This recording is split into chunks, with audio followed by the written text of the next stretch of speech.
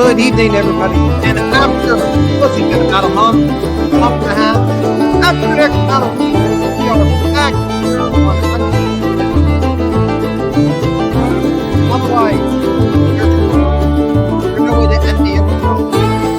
Oh, okay. We are. This is my intro. I'm working on this. Just a little more.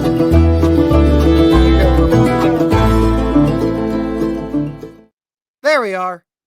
Yeah, that's ridiculous. So you can go and upload in your brand account here on StreamYard. You can upload an introduction and an outro. I have it already built in. It's supposed to be smooth sailing, but now I really can't cut it off early. I could remove the intro video, but I don't want to do that because I like having a nice little button just to hit it and go. So if I want to end the intro, I have to play it as like a separate video clip so I can just back out. Nothing's easy. Nothing's easy, folks. Welcome back to Uncut History. Yep, it's been a few weeks since we've last streamed. And just a heads up, even after tonight, this is not going to be we're back to formula every Thursday. Sadly not, because I got several more weeks of school to get through. And of course, I'm bouncing a day job on top of that. And I got a crap ton of projects I have opened up and I'm researching that'll hopefully become videos later in the spring and summer. But it's gonna take a little while for that to all work out. And I just want to go over here, check something I have running here on the YouTube. Make sure this is running. Yep, we're working. Okay, very good. All right. Well, so haven't been gone that long, right? The last time I was on a live stream, we had the Gulf of Mexico, and the Gulf of Mexico just doesn't exist anymore. It is now the Gulf of America, at least if you live in the United States of America. It says so on the Google Maps, and Google Maps, of course, Google is of course the most trusted resource on the interwebs. You got to trust them. Yeah, so that happened, and we're actually going to talk a little bit about it. I'm probably not actually going to talk about the whole Gulf of America drama itself, honestly, because I didn't know really how to spin it into a history lesson. But there are a few other things that have been named by the current presidential administration. We'll get into a little bit about those name changes. And let me get this shared over here. So the source of all of the hubbubaloo, I guess you want to say, is this right here. This executive order that has come from President Trump, dated January 20th, 2025, named Restoring Names That Honor American Greatness. By the authority vested in me as president by the Constitution and the laws of the United States of America, I hereby order, purpose, and policy. It is the national interest to promote the extraordinary heritage of our nation and ensure future generations of American citizens celebrate the legacy of our American heroes, naming of our national treasures, including breathtaking natural wonders and historic works of art, should honor the contributions of visionary and patriotic Americans and our nation's rich past. There's a couple more stuff here about the appointments to the U.S. Board on Geographic Names. That is going to become important later in our talks tonight. Within 7 days of the day of this order, each agency head with authority to appoint members of the board on geographic names, blah, blah, blah, blah, blah, blah. Secretary of the Interior shall review and consider additional appointments to the board to assist in fulfillment and all blah, blah, blah. All right, just see the section for here we are. This is the first big one. Renaming of Mount McKinley. President William McKinley, the 25th president of the United States, heroically led a nation to victory in the Spanish-American War. But I mean, he didn't really lead. Well, I mean, he was the president at the time, but, got Teddy and the Rough Riders running around there. Under his leadership, the United States enjoyed rapid economic growth and prosperity, including an expansion of territorial gains for the nation. President McKinley championed tariffs to protect U.S. manufacturing, boost domestic production, and drive U.S. industrialization and global reach to new heights. He was tragically assassinated in an attack on our nation's values and our success, and he should be honored for his steadfast commitment to American greatness. In 1917, the country officially honored President McKinley for the naming of North America's highest peak. Yet after nearly a century, President Obama's administration in 2015 stripped the McKinley name from federal nomenclature, an affront to President McKinley's life, his achievements, and his sacrifice.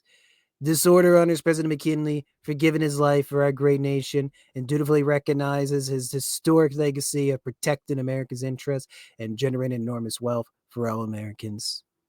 Within 30 days of the date of this order, the Secretary of the Interior shall, consistent of 43 U.S.C. 364 through 364F, reinstate the name Mount McKinley. Secretary shall subsequently update the Geographic Names Information System to reflect the naming and reinstatement of Mount McKinley. Okay.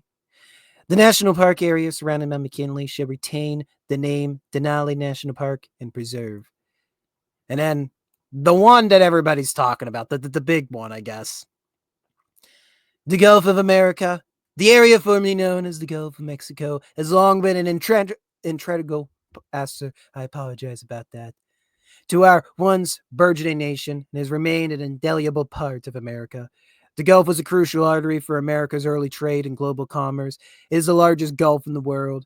In the United States coastline alone, this remarkable body of water spans over 1,700 miles. It contains nearly 160 million acres. Its natural resources and wildlife remain central to America's economy today. The bountiful geology of this basin has made it one of the most prodigious oil and gas regions in the world, providing roughly 14% of our nation's crude oil production and abundance of natural gas, and consistently driving name and innovative technologies that have allowed us to tap into some of the deepest and richest oil reserves in the world.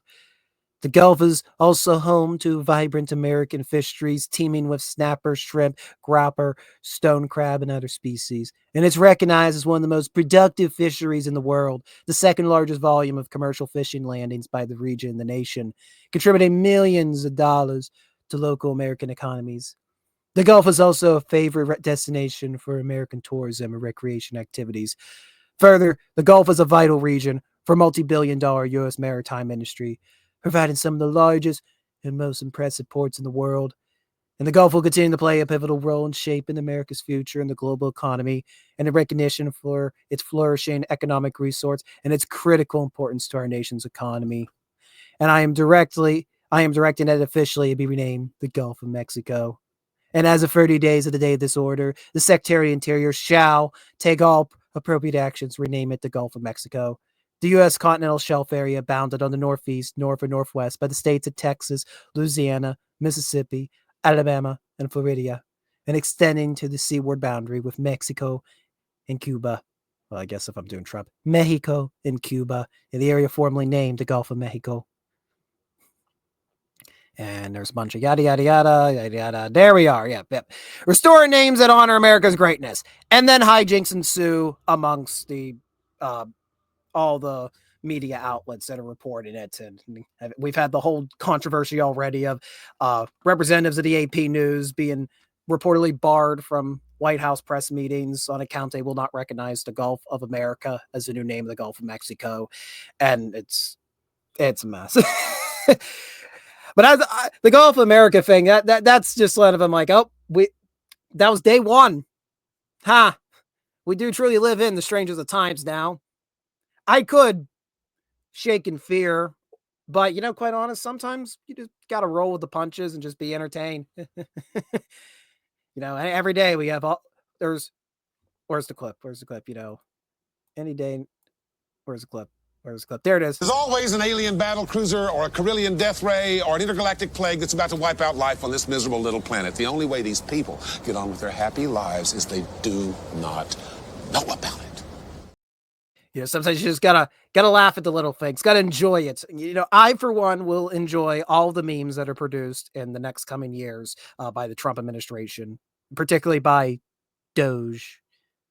I want to point out that we made Doge go from a joke on the internet, and it became a integral component of the federal government. Is that Generation Z's claim to fame? Yeah, we willed Doge into existence. We told you Doge was going to rule the world. I didn't mean the Bitcoin Doge. I didn't mean the digital currency Doge. I was talking about this. Yes, we were visionaries, us Gen Zers. All right. So what I really want to bring up tonight, so in the restoring names that honor America's greatness, there are other names that are getting restored to landmarks in the United States of America. And the one that was actually named here is about Mount McKinley. So let me back out of this for a moment. Let's get a beautiful photo of Denali, Mount McKinley, whatever you want to call it. Nobody can figure out. And you'll actually be surprised to learn the naming of Denali has had controversy way before the 21st century. This isn't something that just showed up out of the blue. So I want to get some images here. Because, I mean, hey, we're going to talk about some naming mountains. I want to look at some beautiful mountain vistas. I'm not going to complain. Far more beautiful than the crappy, muddy climate I got out here outside my window here in Western Pennsylvania today. You know, no snow. Well, January, we had plenty of snow. I think we had our whole winter's worth of snow in January, which is why retracing history has been pretty quiet the past few weeks on top of everything else going on in my life. I physically couldn't get outside to go film. Any day it was, oh, we're getting another foot of snow. Oh, the snow's blowing sideways. Oh, there's no road. Oh, okay. We're gonna stay in here and hunker and be warm and enjoy some old overhaul. Mm-hmm. Yep, that is the safe solution to ride out Pennsylvania winters. So yeah, February, pretty crappy so far. Not nice weather. But hey, look at this beautiful vista. Don't you like that? Look at that beautiful image of Denali. All right, so what's the story about Mount McKinley, Denali? Where does the name come from? Why do we have this big grievance over it? Well, for those not aware in the room, Denali or Mount McKinley is the tallest peak in North America, stand at 20,310 feet. It has variations to the Denali name. The Denali name has roots in, if I'm pronouncing any of this right, Yinzer accent. I'm in Pennsylvania. This is Alaska. Yeah, the closest thing I get to going to Alaska is listen to Johnny Horton singing about going north to Alaska. So bear with me, folks. The Athabascan, man, I can't speak. Athabascan people, indigenous people of modern day Alaska. The Athabascan people, they have numerous different languages. So depending on which one you come from, I have one, the Koyukon, they call it Denali. Then you have the Upper Kuskokwim, which call it Denazi. You have the Tanana, which call it Denadhi. There are variations, but that's where Denali comes from, the name of the peak, at least for the various indigenous tongues. So those names have been around for an undetermined amount of time, and roughly Denali translates to tall or high, depending on which variation of the language you're coming from. Now, its first written record of the mountain's existence was actually by the British Vancouver expedition. You had a British captain named Vancouver. He took anywhere from 2 to 4 ships and then kind of mapped out the Pacific Northwest. So that's why there's Vancouver, British Columbia. That's why you have like Vancouver Island. All the Vancouver stuff comes after this guy, really, that's in the Pacific Northwest.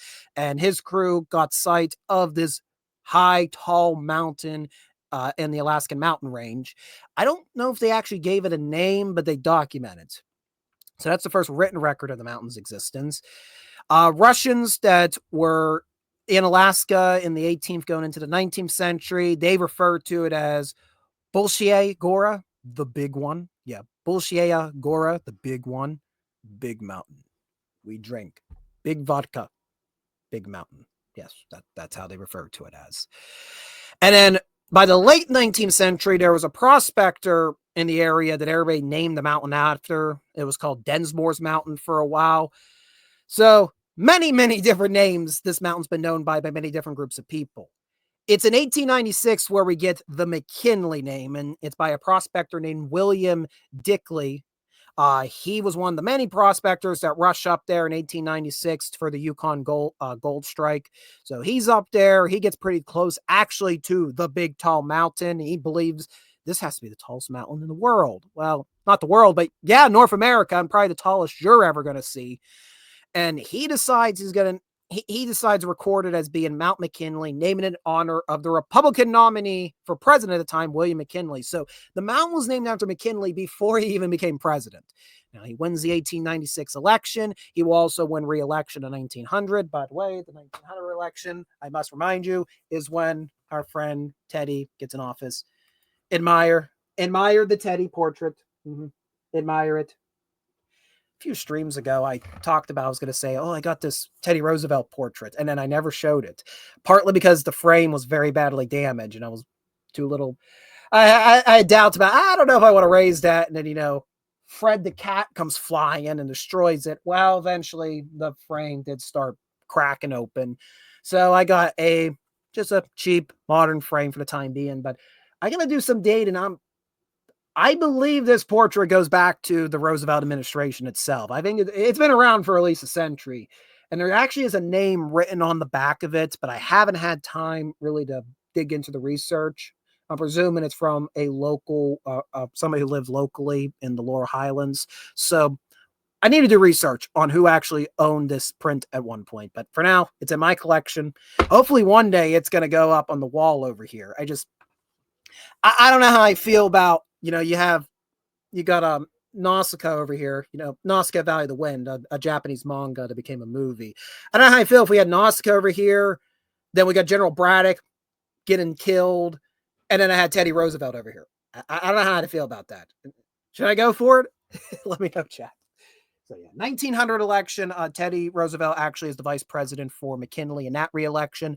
So 1901, when McKinley's assassinated, that's how Roosevelt becomes president of the United States.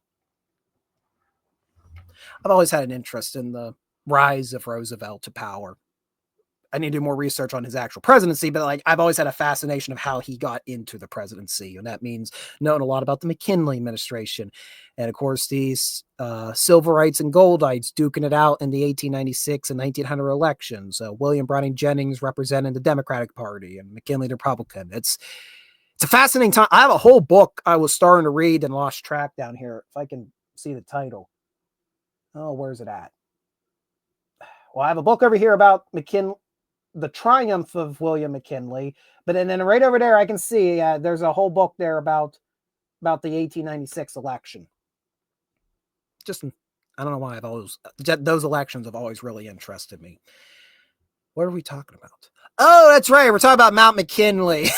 Let's go back to talking about Mount McKinley a little more, shall we? Okay, I understand. I read the room. We're going back to Mount McKinley. So this prospector comes up in 1896 during the gold rush. He names it in honor of the Republican nominee who later becomes president of the United States, William McKinley. Now, it isn't officially enshrined as the name of the mountain in the United States of America, but several locals, and by locals, I mean prospectors that are moving into the region, refer to it as Mount McKinley thereafter. It's in 1917 where the federal government makes any move to formally establish the name of the mountain as Mount McKinley. And that's done when Woodrow Wilson, I don't want to talk about Wilson. Freaking Wilson. When Woodrow Wilson established a national park in the region around the mountain. At this point, the mountain was formally recognized as well as the tallest mountain in North America. And it becomes designated Mount McKinley National Park. And really, that's the formal designation that was observed by the U.S. Board of Geographic Names throughout most of the 20th century. But around 1975, there's going to start growing a movement in the state of Alaska to actually change the name. Many indigenous people that are indigenous to Alaska, both have lived there for a couple generations, to their ancestors go back to thousands of years, back to the indigenous groups that used to live in the region. They all start getting together and say, everybody locally calls it Denali. Nobody's been calling it McKinley since until the 20th century. Can we maybe get some recognition for our name? That's what we've called it for centuries. So in 1975, the Alaskan Board of Geographic Names is actually going to change the name over from McKinley to Denali. And then Governor J.S. Hammond of Alaska, he's actually going to go forward and request that the U.S. Board of Geographic Names change the name to Denali as well. That, hey, we're no longer calling it McKinley. You probably should do the same. And The one news article I was reading that was published recently that was kind of documenting the drama over the name, it claims that between 1975 and 2015, any time that it was put forth to try to change the name by the U.S. Board of Geographic Names, that it was Ohio representatives that always shot it down because, well, McKinley was from Ohio. I don't know if that's fully true, if that's the only reason why there was resistance to changing the name. But for about 40 years, nobody could get the name changed on the federal level. So now in 1980, there was a caveat made. The National Park Service did they restructured. There were several national parks around Denali, around Mount McKinley. And in 1980, decided to kind of uniform it and or kind of merge all the different parks into one large unit, and it becomes redesignated Denali National Park and Preserve. But the mountain itself was called Mount McKinley. And then we get to 2015 to the Obama administration. And that is when the Secretary of the Interior at the time, they're going to push for the U.S. Board of Geographic Names to formally change the name of the peak to Denali, which is passed successfully. And then it was renamed, the peak itself was renamed Denali. However, during the first administration, the Trump administration, wow, that was a horrible use of English. I greatly apologize, folks at home. 2016, the first Trump term, there was talks about it changing back to Mount McKinley, at least the mountain itself. Of course, those talks didn't go anywhere. We get the Biden administration, and then we get a second term for the Trump administration. And on day one, this Trump signs that executive order I just read earlier in the stream tonight, and basically told his Secretary of the Interior that you're going to tell the U.S. Board of Geographic Names that they have 30 days to change it back to Mount McKinley. Now, the national park is going to keep the name of Denali National Park and Preserve, but currently, at least recognized in the United States of America, that this peak is now Mount McKinley again. I'm sure there's going to be a resistance in Alaska, since there was a massive push going back to the last quarter of the 20th century to get the name changed to Denali in the first place. So we'll see where this goes. I mean, I'm going to be honest. After doing the research, I kind of favor just being called Denali. It stands out more. Like, I know that now, me personally, growing up, I know I was taught it being called Mount McKinley. I don't know. I would love to hear if somebody's watching the recap here, watching on Readout Productions replay. Yes, that's right. Oh, yes, we're going to go for a shill right now. I'm going to shill a lot of things I've been working on lately, and one of them is Readout Productions replay. This is the channel where all live streams from Readout Productions will be archived going forward, including this stream once we're done going live. So consider if you're watching right now live, consider heading over to Readout Productions replay, link in the description in the chat, so you can subscribe. And then you can watch the entire back catalog of Uncut History. And when you're watching the replay of the stream, if you're from Alaska, tell me, were you always taught growing up, was it called Denali? Were you taught that it was Mount McKinley? I'd like to know, because I'm here in Pennsylvania. I'm almost as far away from Alaska as I can possibly be. So I'd be interested to hear those responses. So from the research I've done, it'd probably be wiser just to keep calling it Denali. But it's Mount McKinley again. Yay, it's Mount McKinley again. Now, there's another name that the Trump administration changed, or, well, reverted. They were not really doing changes. They're reverting names back to things before the Biden and also even before the Obama administration. And that is going to bring us to Fort Bragg. Oh, boy, Fort Bragg. Let's get a nice... So Fort Bragg, for those not in the know. Okay, I got to get this out of the way. Yep. I got to get this links pulled up. Yeah, I'm always very ready to go, guys, on streams. And I'm the most professional live streamer on YouTube and on Rumble. All right. So we're going to talk a little bit here about Fort Bragg. Now, Fort Bragg, just a little bit of a recap what Fort Bragg is. Fort Bragg is the headquarters for the 82nd Airborne, and in a larger sense, it's actually the headquarters of the 28th Air Corps. The 82nd Airborne Division in the 28th Air Corps. They also, the U.S. Army Special Operations, they're also they're headquartered there as well. Why am I stumbling so much all of a sudden? I don't know, because I have to see my ugly face now on the screen for a bit. Let's get that off. Let's put something nicer up here. How about let's promote the U.S. I can't even say it right. The U.S. Army Airborne and Special Operations Museum. See, look at that. Let's advertise them. We're actually to explore their website in a moment. I just need something to look at that's not my ugly face. That's very appreciative. Yes, thank you, Editor Chan. Thank you for putting that up there. So, Fort Bragg was established back in, I want to say it was 1918, and eventually it was just called Camp Bragg then. And then by 1922, it had become Fort Bragg. Fort Bragg is the headquarters of the U.S. Army's Special Operations Units, as well as the 28th Air Corps, which consists of the famed 82nd Airborne Division. Now, initially, the installation was named after General Braxton Bragg of the U.S. Army. He was in charge. He was an artillery officer during the Mexican-American War, but more infamously became a general in the Confederate Army. And well, boy, have we talked about Braxton Bragg before. Go back a few years and look up our stream about the battles for Chattanooga. We also talked about the Battle of Perryville. We've talked a lot about Mr. Bragg here on the channel, and well, as a friendly reminder on what Mr. Bragg looked like, if you just want to get an idea, if you've never seen Braxton Bragg's portrait before, his portrait is the epitome of man in distress.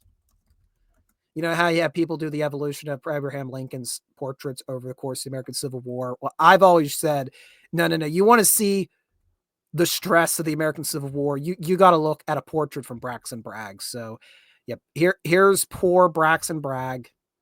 Well, that's not him. That's stop sharing. Oh, what's going on? Oh, no. The stream gremlins, they're attacking me. Not Goodman. Goodman, you're good. Yes, I see you in the chat, Goodman. You've been a supporter of us. Welcome to the stream tonight. Welcome to, I guess, my personal hell. So, yeah, you want to see a portrait that speaks of the distress the commanders of the American Civil War were under. Look at Braxton Bragg's portrait. The eyes of Bragg just, I can't take it. You know, Jefferson Davis thinks he's my best friend, but he is the bane of my existence. And anytime I fail, he keeps promoting me. I just want to go home. I just want to be given a logistics job. My job's logistics. He was great at quartermaster position, by the way. He's a great disciplinarian. He should have been kept in charge of the logistics networks of the Confederate Army, particularly in the Western Theater. He should not have been put in field command, and Bragg himself would have been the first man to tell you. He didn't get along with a lot of people. He was a very hard personality to get along with. There's a lot of talk that say that soldiers hated him. That's a bit of lost cause myth that, Bragg was just foiling over plans and everybody No, a lot of soldiers respected him. They were getting frustrated with the course of the war, and I'm not saying they didn't have moments where they had spats with Bragg and what he was doing, especially toward the end of Bragg's tenure, but there's a lot with Bragg where you find a lot of soldiers commending him, especially when he first shows up in 1862. So, yeah, Bragg's usually the butt end of a lot of misinterpretations of the American Civil War, thanks to the lost cause myth. And a friendly reminder, Goodman 4 has joined in. Yeah, some of Lee's later portraits really looked, you could tell that it was wearing on him. And Wrangler has returned with one of his signatures for 20. We haven't heard that. We have not heard that tune in a long time here at Readout Productions. So yeah, we've talked about Bragg before on the channel. We're not supposed to be talking about him tonight, but just briefly, Fort Bragg, the headquarters of the U.S. Special Operations and for the 28th Air Corps, it used to be named after Braxton Bragg. And it was like that from 1922 all the way through 2023, when it was ordered by the Biden administration to be rechristened to Fort Liberty. Look, I understand why they changed the name, and I don't necessarily have an issues with changing names, especially because Bragg wasn't necessarily the greatest general. So I'm like, I don't know. After a century, having a U.S. Army installation named after Bragg, one of the Confederacy's troublesome leaders. Forget about the U.S. Army. Before then, I don't know how that feels. We could probably figure. We have many other people we can name afterwards. I have to look up who. I should remember his name because it's one of his best videos. Oh my god, I can't even find the video now. My god, it's the best. It's the best video. Wow, it's one of the best. Okay, do you guys remember about what was it, 6 months ago? Fat Electrician did a wonderful video about Roy Benavidez. Roy Benavidez has one of the most incredible Medal of Honor stories of all time. The fact that they basically had to water down his Medal of Honor story in order for him to actually finally get it awarded to him is crazy. Basically, Fat Electrician at the end said, they should have just renamed Fort instead of changing Bragg to Liberty. They should have changed it from Bragg to Benavidez. And I'm still in full support of that. If we're going to be changing names of U.S. military installations again, can we have one fort named after Roy Benavidez? Again, if you have not seen Fat Electrician's video, it is one of his best videos. It is one of the most fascinating Medal of Honor citations you'll ever hear about. Go do yourself a favor and watch that video in the near future. And we need a gosh darn military installation named after him. So that was my opinion. Like, couldn't you named it after somebody like Benavidez? Couldn't you named it after... There's so many stories of valor from over 250 years of U.S. military history, and you name it Liberty? Really? Well, we are champion the Liberty. Oh, that's just so lazy. Come on, grow a pair of balls. So, yeah, they changed it from Bragg to Liberty. Nobody was really enthusiastic about it, especially because everybody just kept under the rug calling it Bragg. So in Trump's administration's push for reverting names, it was announced just a few days ago. It will be called Fort Bragg again, but it's going to be named after another man.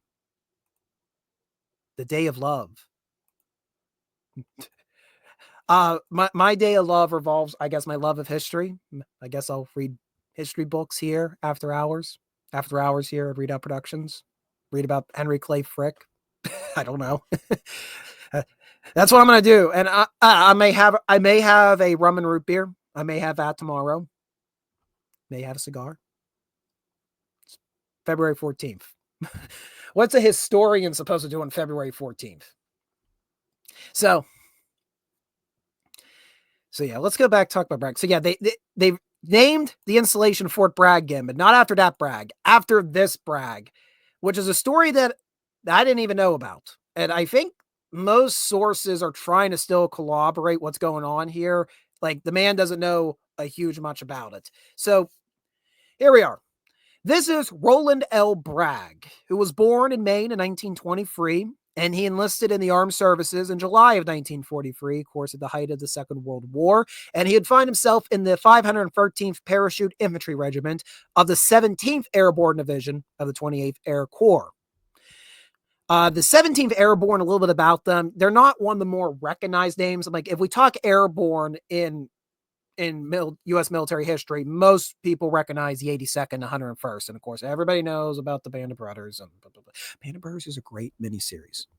It's probably one of, if not the best depiction of America's involvement in World War II. There's more to life than Easy Company. YouTube historians, there's more to life than Easy Company. And the 17th Airborne Division are a group that really do not get the recognition they deserve. And it's partly because they got into the European theater a little bit later. They started training in the summer of 1943, going for the summer of 1944, training in places like North Carolina and Tennessee. And they don't get shipped out to England until late summer, early fall of 1944. So that's the only when they end up get out to the front. The 17th Airborne Division's first major engagement is not an airdrop. They're actually going to have to fight overland into Belgium to stop the Battle of the Bulge, to stop Germany's last major offensive of the Second World War. So now I vaguely recall hearing interviews from veterans where they were all grumbling about, yeah, we trained a year for airdrop combat, and here we are basically being basic infantry. We're basically being GIs, just being fed into the meat grinder. So, I mean, they technically got airlifted into France, and then they had to hike it overland up to the Belgian border. And one of their first major actions is the Battle of Dead Man's Ridge in early 1948, actually fought in the villages around Bastogne. Now, how does Mr. Bragg here fall into the fold of this situation? Well, He is end up going to receive in the Battle of the Bulge both a Purple Heart and a Silver Star. Essentially, what he does, he commandeers an ambulance that was behind enemy lines, and then he uses it to shuttle Allied casualties to the nearest hospital, which was 20 miles away. And he does all of this while under gunfire, reportedly. Now, I read his obituary, and his daughter claims that Mr. Bragg told her that he had actually been captured by Germans before this all happened. And the reason he got away is because a German soldier figured out that Mr. Bragg was a Mason, and the soldier supposedly was also a Mason. And because that Mason relationship, basically the German soldier's like, fake bonking over my head, and then looks like you hit me pretty hard, you get to escape, and I get my honor still. And that's reportedly, that's what Bragg's daughter claims, how he got away and ends up getting this German ambulance and just blitzing it through the front lines under fire, trying to bring Allied casualties to I think it was about 20 miles he had to end up driving. At least that's what the reports I found say. So that's how he receives both his purple, he gets wounded during that event, and how he also gets the Silver Star, which, for the record, a Silver Star is the third highest Medal of Valor you can achieve in the armed services of the United States. After the before we get to after Bragg's time, just a little bit about the 17th Airborne Division. They do get to participate in an airdrop. Their only major airdrop in the Second World War is Operation Varsity, which is staged in late March 1945. This is the proper Allied invasion of Germany. Unfortunately, Operation Varsity, it is a success. Well, you could figure out who won World War II. Yeah, Operation Varsity was clearly a success. But there were a lot of hangups that went into it that I didn't even know about. And I was kind of more reading on the fly. It's reported that there was a shortage of transport aircraft. So they decided, as a solution, many of the aircraft were actually they were towing not one, but two loaded gliders, 2-1 transport aircraft, which wasn't really tried out and proved that it was too much weight for these transport aircraft to handle. So there was a lot of crashes that occurred before they even got to the landing zones. And at least a veterans page that I used for some of the research tonight claims between the 17th Airborne Division and the 6th British Airborne Division, there was a combined 1,070 killed from accidents relating to Operation Varsity. Just, not, it's a success, but also a very messy situation. This is near the end of World War II, which is why it's not really talked about. It's like, well, we won in the end. Well, yeah, but there was a lot of senseless accidents that ensued in those final hours. Now, as for Mr. Bragg, he'll return home at the end of the war, marries, of course, has a family. His job occupations varied from running an auto transport shop, and then he also had like a building moving company. I wonder if he got involved in moving historical structures. I haven't heard anything about that. That'd be interesting if he was involved in historical preservation. And he passed away in early 1999. So it is this Bragg who Fort Bragg is now named after. And it's interesting that it's, Fort Bragg's associated with the 82nd Airborne, but now it's named after a guy from the 17th Airborne Division, one of the airborne divisions nobody really talks about in the general history of World War II. So, yeah, that I don't think anybody would have he probably would never expect he was going to get thrusted into the spotlight suddenly. So we had to keep calling it Bragg, like it's been called for a century. It's in the lexicon of American military history. It's Fort Bragg. So it's a little bit annoying that they change it to something generic like Liberty. So we get to keep calling it Bragg, but we don't have to worry about though. Well, he's a Confederate. Well, yeah, but he was also a U.S. military officer beforehand, and from I've gathered a pretty decent artillery. The thing about Braxton Bragg, when I got to say this, sorry, Roland. I know I keep talking about. I know I keep talking about Braxton over here. The thing about Braxton Bragg is he had a big falling out with Jefferson Davis when he was the Secretary of War over how artillery was going to be handled in the U.S. Army in the late 1850s. But Davis had this delusion. Well, he was an admirer of Bragg. Even though he wanted to get against what Bragg wanted, he still was enamored with Bragg's policies in the U.S. Army. And Bragg wanted nothing with Davis because Davis had essentially completely upturned the U.S. Army's artillery units. They had just such this weird relationship. It was such a mess. as you can tell, I'm very passionate about Braxton Bragg. I did a whole bibliography, whatever you want to call it. I did a large paper on him a couple years ago in college. I was told by my professor, "You're the first man at a Civil War class I've had that wants to talk about Braxton Bragg." Yep, because he has an entertaining story. Those eyes. Oh, see, Roland. Yeah, Roland Bragg, dignified individual. He's able to resolve matters in tense situations. Braxton Bragg, nah, he wants to go home. Now, since we're talking about Fort Bragg being renamed Fort Bragg, I figured while we're here, 10 out of 10 title, Elliot. Yeah. How long have I been gone? Very long time. That the maps have changed so long that the maps have changed. I've been gone for such a long time. So I figured we'd talk about the U.S. Army Airborne and Special Operations Museum, which is located at Fort Bragg. All right, let's get some basic information. It's in North Carolina. Maybe. It's a possibility it may go to North Carolina this year. Maybe. I wonder if Fayetteville, North Carolina, we could hit it and visit it. All right, let's see. Usually have like a mission statement. I'm trying to. Museum exhibits. Maybe that's their. Okay, here we are.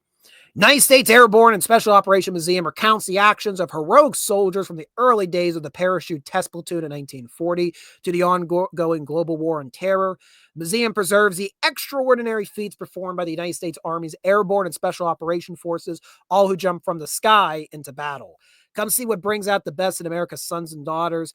Our museum is a source of pride to all those who served or now serve in the U.S. Army Airborne and Special Operation Units. Main exhibit gallery transport you through the time from 1940 with the conception of the U.S. Army Parachute Test Platoon and ending with today's units. Much has changed in the world since the battles of World War II and the conflicts of the Cold War era, but the courage and dedication of the American soldier is a common bond that ties each generation together. It's got information about the early airborne. On August 16, 1940, Lieutenant Bill Ryder led the test platoon to become the first American fighting man to stand in the door and jump into history. He was followed by Private William King, the first U.S. enlisted paratrooper. The work that followed in the next 4 years was amazing. Yeah, it was. Developing full-scale airborne operations while engaged in a world war required the passion and dedication of many great leaders. Names such as John Ward, Bud Miley, Bill Yarborough, Red King, and Bill Donovan only begin the distinguished list of airborne pioneers. North Carolina native Major General William C. Lee is the father of the U.S. Airborne. His drive and desire to develop airborne forces in the U.S. Army earned him this honor distinction. So a whole exhibit about their involvement in World War II, featuring the 11th, 13th, 17th, 82nd, and 101st Airborne Divisions, spearheaded many operations and were joined by early special operation units such as the Rangers, OSS, and the 1st Special Service Force. Then we got stuff about Korea and the Cold War. I'm always down for Korean War. I'm actually not doing research on the Korean War, and this is for college. I'm in an Asian Studies course currently. I'm doing research. Why did the Korean War make me think of this? Soviets. It's about the Sino-Vietnamese War of 1979. Did you know that Vietnam got invaded by China in early 1979? It only lasted a month, but there was a whole conflict that ensued. So I have to write a little essay about that. So long story short on that is People's Liberation Army, the Chinese army, weren't involved in a major campaign in 20 years. And they were invading North Vietnam. They're invading the northern part of Vietnam after the unification of Vietnam. Did they know who they were going up against? Like the Vietnam army at that point arguably was one of, if not the best armies in the planet, especially for defense. Needless to say, it did not end well for the Chinese. Anyways, so here at the museum for the Army Airborne and Special Operations Museum, they got a whole exhibits about their involvement in the Korean War. Then we got stuff about their involvement on the home front, Vietnam, of course, Screaming Eagles of the 101st Airborne, the 3rd Brigade, the 82nd Division, And the legendary Sky Soldiers, the 173rd Airborne Brigade, fought valiantly in Southeast Asia, and the Special Forces proved themselves time and again by working with the indigenous people in their fight to free the oppressed. Of course, we got a Huey helicopter exhibited there. Contingency operations and training. Very immersive, and I'm impressed that they actually include the War on Terror, which, I know I harp on it time and again here in Readout Productions, but the War on Terror here, we're gonna have a whole. There's gonna be a whole subcategory of historical research dedicated to the War on Terror. I mean, it's already happening. You know how we talk about the Vietnam War in such great detail, and how World War II is talked such great detail.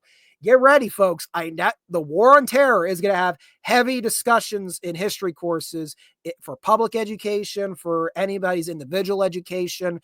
It's coming. We have to prepare for it. And I'm very much willing to become a part of being able to educate about the War on Terror, and for many reasons. That not far from my house is where Flight 93 crashed, which some argue you can say is the origins of U.S. involvement in the War on Terror. And it's had many effects. We can argue right now, a lot of them not good effects on the world stage. So we have to educate about, why did the U.S. get involved? Where did our country mess up? All that's important. And open, honest education about the War on Terror is paramount for the United States of America entering the mid-21st century. Yeah, a lot of people, there's a lot of people that diss mannequins. Mannequins. Did I make another word up? Oh, God. Did Readout make another word up? Mannequins. Mannequins, there's a lot of pushback I've heard from some museums because they're worried that wax figures, there's a bad stigma with old wax museums that, they're not accurate. They're pretty static. But there's been a lot of museums doing really good bringing mannequins into the 21st century. I love those layouts. You get to walk in museums where it's pretty immersive. You usually use a lot of audio and lighting effects in the backgrounds. And then you're kind of walking through the foreground and you can have mannequins on either side of you. Of course, you have to put a lot of faith in the public that their kids aren't going to go up and, hey, got your nose, and, run away with Richard Nixon's nose or something like that. So yeah, I know I've seen photographs from the American Revolution Museum in Philadelphia, and they have a lot of very vivid exhibits using mannequins, and they're pretty well done. Yes, the Fort Ligonier exhibits, yeah. Fort Ligonier had an array of mannequins, and really, the mannequins at Fort Ligonier when they were there, I mean, the information that they had in the late 20th century is very different from the information we have today in the 21st century. And that's no fault of the staff that were there at the time. I mean, they were literally digging up the information. So they were kind of going off of prior knowledge, like, well, what did other forts have? Well, Fort Ticonderoga had this. So it's very likely that a British fort on the frontier would have this. And that's kind of what led the historical, I guess you want to say, the interpretation at Fort Ligonier for many years in the late 20th century. And once you get to the 21st century, a lot more archaeology had been conducted by then, re-examination of the primary source documents, which really show Fort Ligonier was much cruder than people initially thought. What I mean is, if you go to Fort Ligonier today, they have a beautiful reconstruction, very tight-knit walls, and the woodworking is incredible on it. The restoration team did a fantastic job. But a lot of the primary sources don't reference such nice fortifications. Most officers, such as Washington, were complaining how bad the fort was and how destitute it was. And, walls are subsiding. And subsiding implies a lot of dirt's involved. And if you look at places like Fort Necessity 4 years earlier, earthworks were the main part of that fort. All we see today is that circular palisade that everybody makes fun of. And it's like, yeah, but you're not understanding Washington's idea of that defense was stream beds are going to be the first line that we can hunker down into. Then we have this diamond earthwork that's our second line, and the stockade's the last line defense. Earthworks, very important in frontier forts, even today. You can go research the Vietnam War. You're going to see a lot of these fortifications are earthworks. So there's a lot of forts like Fort Ligonier that there's a lot of reinterpretation happening right now. When you look at the primary sources, a lot of these frontier armies were just simply digging in. And yes, that does leave evidence in the ground. You can see based on clay how the clay's indented over the years, but they may not have been as fancy looking or have these nice protrusions as historians once thought. So yeah, and they had a lot of mannequins. You remember Fort Ligonier when they had they had a hospital inside the inner fort interpreted. Now they have the hospitals outside because that's where the hospitals would have been. They would not have been in the inner fort. That would have been very unhygienic. And yes, they knew about hygiene in the 18th century, contrary to popular belief. It was a little difficult to maintain, and especially when thousands of troops milling about. I think at one point they also had like a deer hanging in one of the storehouses. Everybody remembers the mess. Everybody remembers the officers' mess. There was always a party going on in there. That one was fun. General Forbes always looked like he was dying because he was dying in 1758, but the man just had a creepy look because he literally was in pain. And from what I've last heard, Washington's mannequin is still underneath one of the buildings of the fort. He's still there. He's not on display, but he's underneath. Fort Ligonier are working really good now. They've got a couple grants funding them now to do daily living history programs, especially in the summer months. So they have people actually dressed up doing living history in the summer months there. So the barricades have calmed down. The clay mannequins that were showing 40 years of age by the mid 2010s, they're gone. And if you go there on the right day, you're going to interact with at least one, if not multiple living historians. And hopefully maybe this year we can do another video on Fort Ligonier. It's been a while. I think the last one I did was on the friendly fire incident. And boy, a lot has changed on the interpretation of the friendly fire incident since I last did that video. I need to update my information there. Yeah, you can still, yeah, he's in one of the basements. Yeah, he's scary. Yep. Yeah. Yep, correct. Yeah, everybody says it's the jail. Yeah, it's not the jail.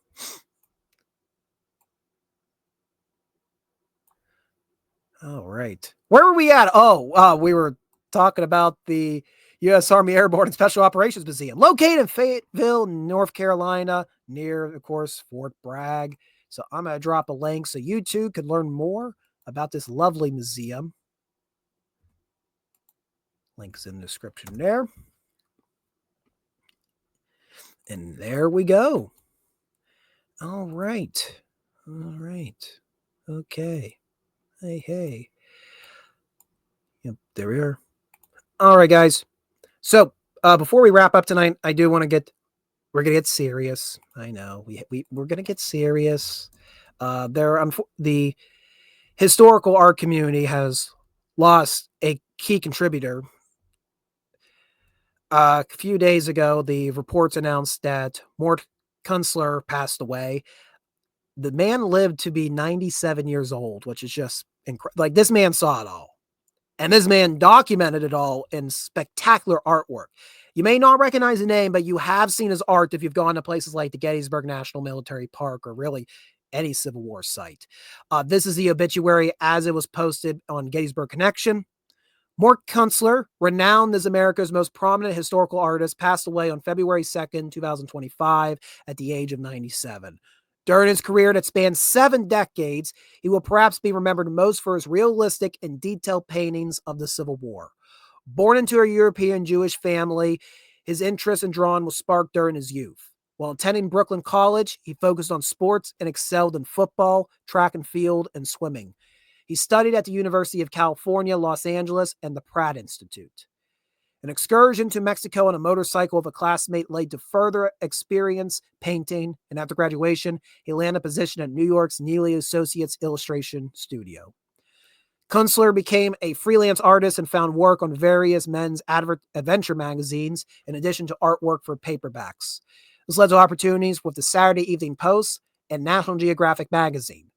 During the 1970s, he produced movie posters for movies such as Poseidon Adventure, which I did not realize that was a Kunstler piece, and Taking a Pelham 1, 2, Free. His Civil War artwork became official U.S. postage stamps during the 1990s, which do I have him over here? I think I have magnet variants of it. Let me go see. I'll be right back.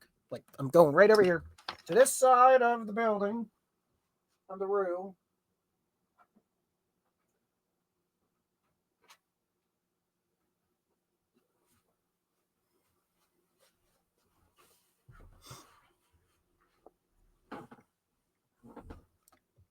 I could be highly wrong on this. These aren't Civil War. These are magnets, first of all. This was given out to me by a member of the post office like a decade ago when it came out.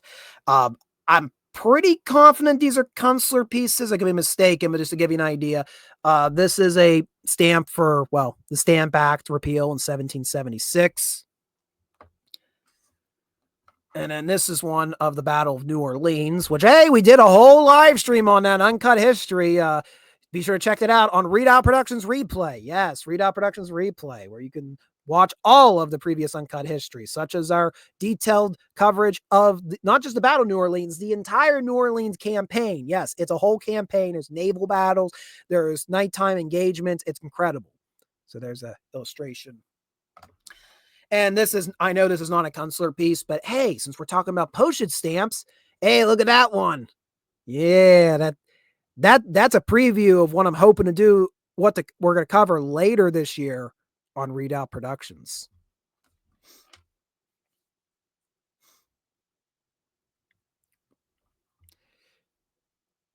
Yeah, it's incredible to me thinking that man, he lived vividly through the Second World War and all the conflicts of the latter 20th century. So, yeah, sorry to interrupt the reading there, but I'm like, wait a minute, postage stamps looks over. Hey, look, they're hanging over there. All right. Yep. In 1982, a commission for CBS TV's miniseries, The Blue and the Gray, igniting Kunstler's interest in the Civil War. By 1988, he focused almost exclusively on Civil War subjects, earning him the title of most collected Civil War artist in America. And I do have one Kunstler piece. It's not on the wall behind me, but it's somewhere stowed away in the house. It's his illustration of the bloody angle at Gettysburg.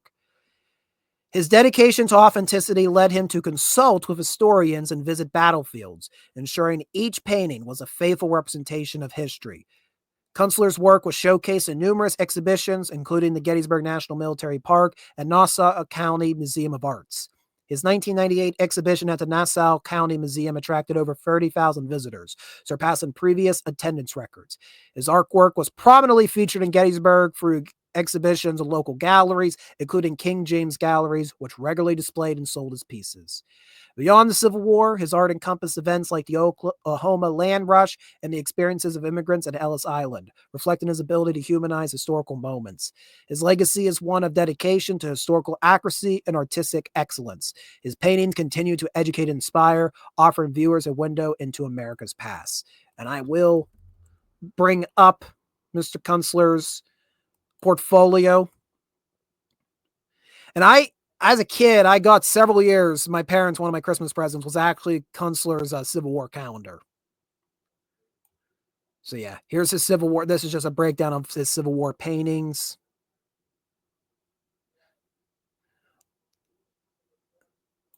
Everybody probably, especially on the internet today, I think everybody recognizes this image. This is his interpretation of the burning of Atlanta with General Sherman in the foreground. Going down through a little bit farther. Oh, this is interesting. This is actually of Morgan's raid. Yes, because yes, there was fighting in the Civil War in Ohio. Morgan's raid was a small group of Confederate cavalry that kind of came up from Kentucky, crossed the Ohio River, then rained terror through Indiana over into Ohio. And unfortunately for them, they were not able to get back into West Virginia, which was the plan. They got stopped at Buffington Island, Ohio. The only major battle in Ohio of the Civil War occurred there. They were forced to go into northern Ohio, ran out of supplies, and were surrounded. But Morgan managed to escape prison. The Morgan's raid's a wild story. I hope one day to cover it on Retracing History. There's a whole like Morgan's Trail you can follow up through the Midwest of the United States. And just going down through here.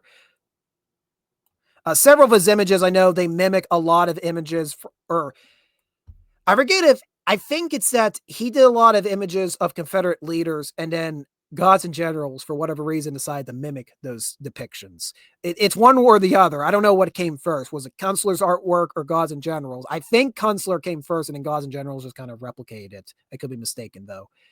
And see if there's any more. I have this one on This of the that's not a great version of it, but I think I have that actually on like a souvenir box of Chamberlain's Charge. So yeah, the man, almost a century he was around, 7 decades worth of artwork, most images, modern interpretations of the American Civil War. You're going to see his artwork be used to interpret events. I've used Kunstler's artwork in the past to interpret events in videos of retracing history. So yeah, a big loss for the historical artwork community. And with that, folks, we're actually going to wrap things up. Yeah, sorry to leave you guys on a somber note, but I wanted to make sure to highlight Mr. Kunstler's contributions he's made to historical interpretation and historical preservation. I mean, without his illustrations, we would not be able to visualize a lot of these events we talk about. If you guys enjoyed tonight's stream, be sure to hit the like button down below and consider subscribing here to Readout Productions. But if you're watching this as a replay, you're not watching on a Readout Productions. You're watching on a Readout Productions replay, which is where all of our live streams are going to be archived to. So if you're watching right now, head over to Readout Productions replay and subscribe to there, because that's our whole backlog of live streams. I'm doing that to try to give the main channel a fighting chance in the TubeU algorithm, so more people can come to this channel and get edumericated. So enjoy this video, hit the like button, subscribe to the main channel and the replay channel. And if you want to go the extra mile supporting us, you could go to our Ko-fi page. Link is in the description below. And for a small monthly fee, you can join the Garrison. That's my membership program. We have R.H. Snow, Trippy Soul, and Robert Fryman currently over there supporting us monthly. They help us go out on the road, go to these historic sites, and, well, they keep me caffeinated in the mornings. I mean, Ko-fi's themed around like tipping people with cups of coffee. So, and I need the coffee in the morning. I, for better or worse, run on coffee now. I run on coffee in the morning and I run on cigars in the evening. Sometimes, not every evening, but sometimes it works out that way. So if you want to join the membership, join the Garrison, head over to Ko-fi, links in the description below. The Garrison members, they get access to notes from live streams like this live stream live right now for the members of the Garrison. You can actually go review my notes from tonight's stream. Select scripts from videos we produce. Some videos don't really need a script, but others I do a lot of research for. So if I have to have a big script for it, it gets posted and the Garrison have access to it. Behind the scenes footage, deleted footage, extended videos. That's going to event. We currently have 6 episodes of Trip Tapes, which is a behind the scenes video series, basically just documenting the shenanigans we get up to when we go on our road trips. Usually a humble collector makes a cameo appearance in those ones. So those are available for Garrison members, and behind the scenes images. And I'm trying to build up more bonuses as we get into the new year. Well, thank you guys for watching tonight. And as Wrangler says, have a great night, everybody, and God bless. And if I can find the outro. The stream does not end until I find the gosh darn outro. Have a good night, folks. Farewell and adieu to you fair Spanish ladies. Farewell and adieu, you ladies of Spain.